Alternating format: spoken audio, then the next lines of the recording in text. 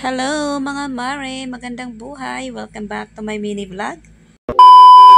For today's video nga pala mga mare, ay ayan, kakain nga kami sa labas mga mare dahil katapos nga lang ng moving up ng mga bata. Bago nga ang lahat mga mare ay nais kong i-congratulate ang inyong mga anak. May award man o wala ay dapat pa rin natin silang i-congratulate. Siyempre sa ating mga mami na rin, congratulations.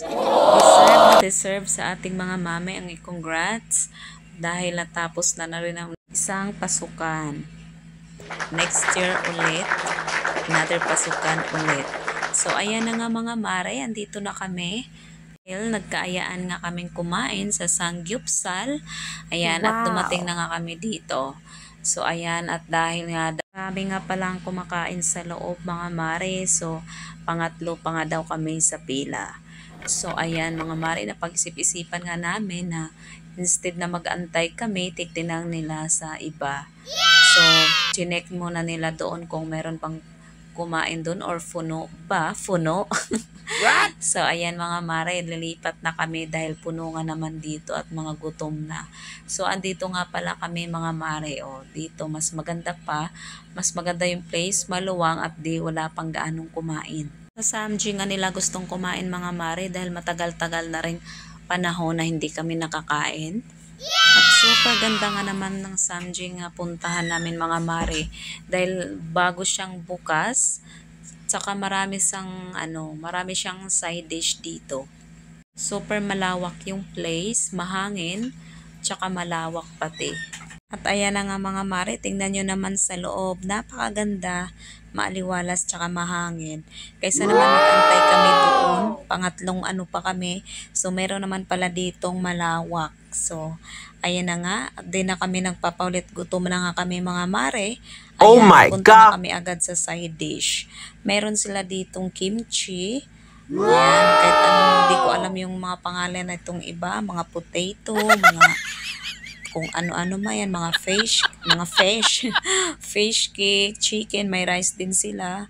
Basta napakarami nilang side dish, mga mare. Yes! Mabubusog ka talaga sa side dish pa lang. Saktong-sakto nga talaga mare dahil hindi ako nagtanghalian dahil talaga tanghalian mga mare dahil magsasangyup nga daw kami. Kasi para naman talagang sulit yung sangyup natin. Kung useless naman, hindi mo ma-enjoy yung samji mo kung busog kang pupunta.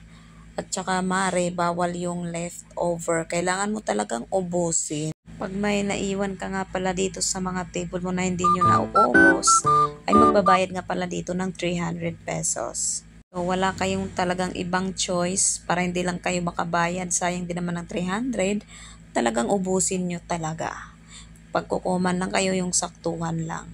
Pero syempre mga mare, pag gutom ka pa naman ay talagang mapadami yung kuha mo. Sa side dish pa lang ay grabe. Ang daming mapagpilian. At dahil gutom na gutom nga ako mare, imbis na sabi ko sa sarili ko ay litos lang ang aking kakainin. Ayaw ko mag-rice. Pero grabe talaga, hindi ko kaya ng walang rice. Dahil gutom na gutom ako mga mare, kaya kumuha talaga ako ng rice. Alam nyo naman si Inday, rice is life. Manghihina ako mare pag walang rice. Ewan ko ba. So ayan mga mare, mag-ihaw-ihaw na kami dahil gutom na talaga, hindi na carry. At alam nyo ba mga mare, ang teknik ko pag ako ay kumain sa Samji, kahit pa gutom na gutom ako ay talagang hindi ako mabilisang kumain. Para naman hindi ako mabilis mabusog at mag-iiwas rin ako sa more on soft drinks at saka sa rice. Yung paunti-unting tikim-tikim lang tapos ihaw-ihaw, unting mga side dish, ganon. Para naman mare masulit at ma-enjoy ko yung pagsasamji ko. Pag minamadali mo kasing kumain mga mare, mabigat naman kasi sa tiyan. O ganyan, chill-chill lang, tapos paunti-unting lang kain, huwag biglain para hindi mabilis mabusog. That's it for today's video mga mare at kakain na ako. Ayan, maraming salamat sa panonood. Maraming salamat at God bless everyone. Thank you.